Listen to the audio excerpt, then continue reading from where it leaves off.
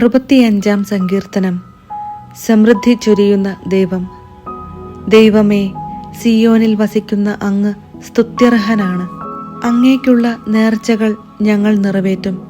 പ്രാർത്ഥന ശ്രവിക്കുന്നവനെ, മർത്യരെല്ലാം പാപഭാരവുമായി അങ്ങയുടെ സന്നിധിയിൽ വരുന്നു. അകൃത്യങ്ങൾക്ക് അടിമപ്പെടുമ്പോൾ അങ്ങ് ഞങ്ങളെ മോചിപ്പിക്കുന്നു. അങ്ങയുടെ അങ്കണത്തിൽ വസിക്കാൻ അങ്ങു തന്നെ തിരഞ്ഞെടുത്തു കൊണ്ടുവരുന്നവൻ ഭാഗ്യവാൻ. ഞങ്ങൾ അങ്ങയുടെ ആലയത്തിലെ വിശുദ്ധ മന്ദിരത്തിലെ നന്മ കൊണ്ട് സംതൃപ്തരാകും.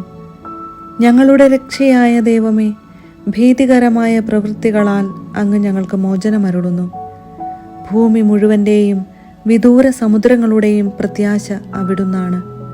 അവിടുന്ന് ശക്തി കൊണ്ട് അരമുറുക്കി പർവ്വതങ്ങളെ ഉറപ്പിക്കുന്നു. അവിടുന്ന് സമുദ്രങ്ങളുടെ മുഴക്കവും തിരമാലകളുടെ അലർച്ചയും ജനതകളുടെ കലഹവും ശമിപ്പിക്കുന്നു. ഭൂമിയുടെ വിദൂരമായ അതിരുകളിൽ വസിക്കുന്നവരും അങ്ങയുടെ അത്ഭുത പ്രവൃത്തികൾ കണ്ട് ഭയപ്പെടുന്നു.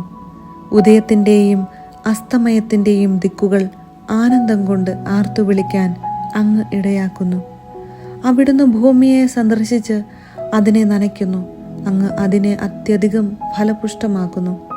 ദൈവത്തിൻ്റെ നദി നിറഞ്ഞൊഴുകുന്നു. അവിടുന്ന് ഭൂമിയെ ഒരുക്കി അവർക്ക് ധാന്യം നൽകുന്നു.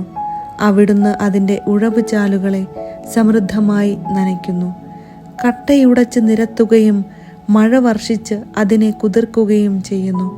അവിടുന്ന് അതിൻ്റെ മുളകളെ അനുഗ്രഹിക്കുന്നു.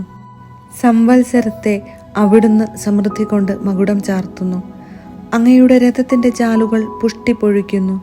മരുപ്രദേശത്തെ പുൽപ്പുറങ്ങൾ സമൃദ്ധി ചൊരിയുന്നു. കുന്നുകൾ സന്തോഷം അണിയുന്നു.